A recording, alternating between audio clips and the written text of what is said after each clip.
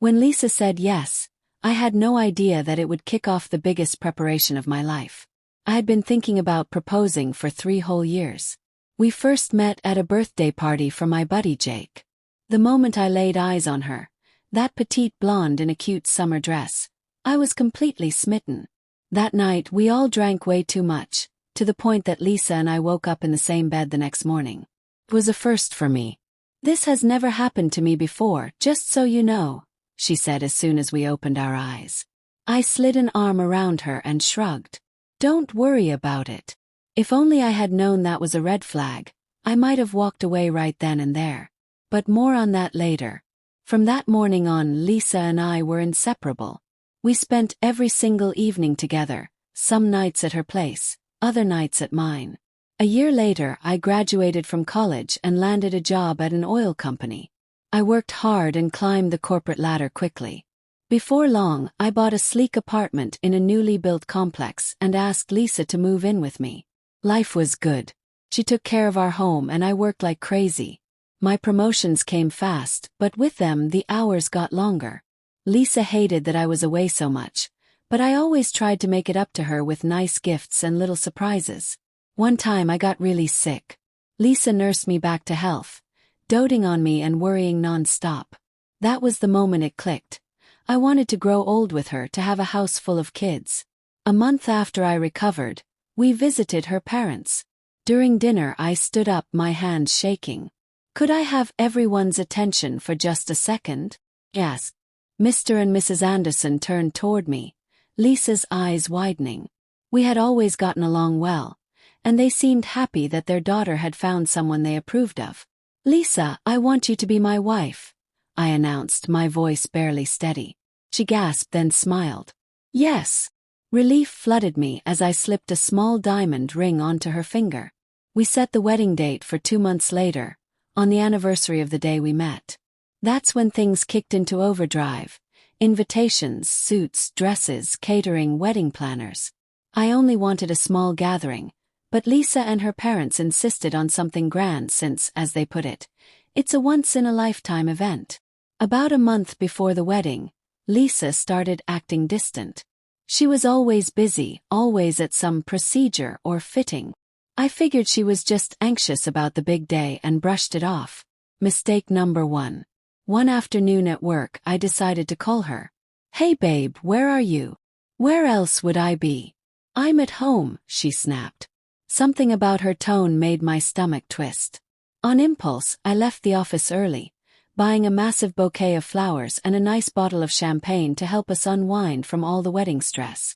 When I arrived at our apartment, I held the flowers up to the peephole and rang the bell. Silence.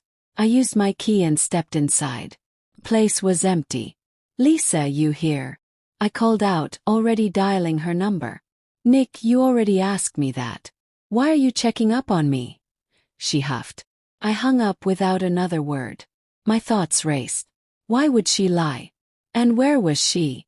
My train of thought was interrupted by the sound of keys in the door. Lisa walked in, arms full of heavy grocery bags. "Where were you?" I asked, trying to stay calm. She looked startled to see me. I was out getting a surprise ready. Noticing how heavy the bags were, I reached out to help. "I got it," she snapped, pulling them away. "What's going on?" My voice was sharper this time. I managed to grab one of the bags. It was full of takeout containers. "What's all this?" I asked, baffled. "I didn't have time to cook today, okay? I had a dress fitting and got behind schedule." "Then why lie about being home?"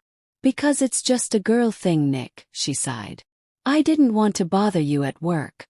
I just want to look amazing on our wedding day so you'll be proud of me." She stepped closer, reached up for a kiss, and just like that we ended up making up in the bedroom. Lisa had a way of deflecting questions, and I had a bad habit of letting her. Later we ate the takeout and popped the champagne, but something still nagged at me. Finally the big day arrived. When I saw Lisa in her wedding dress, my heart nearly burst. She was breathtaking. Tiny crystals glimmering on her gown, a small sparkling tiara nestled in her golden curls. That's my wife, I thought. My stunning bride. The ceremony at City Hall went smoothly. followed by a city-wide photo shoot and a lavish reception at a 2-story house we had rented. The night was full of laughter, games, and one too many toasts. By midnight, Lisa was completely hammered, barely able to stand. A little while later, the MC shouted, "The bride has been kidnapped." Typical wedding gag. I figured she'd be ransomed back soon, but something felt off. I decided to look for her myself, checking upstairs where I assumed she'd passed out. But before I could find her, I heard a roar of laughter from the main hall. Lisa was back at the table, her cheeks flushed. Jake had rescued her. Later, Lisa complained of a headache and wanted to lie down. I volunteered to help her, but her cousin Ryan cut in. "Let me take her up, man.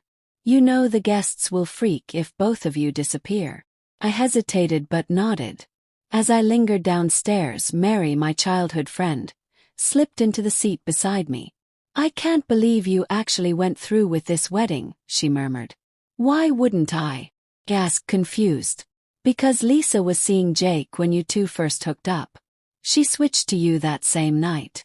The blood drained from my face. Without a word, I raced upstairs and threw open the bedroom door.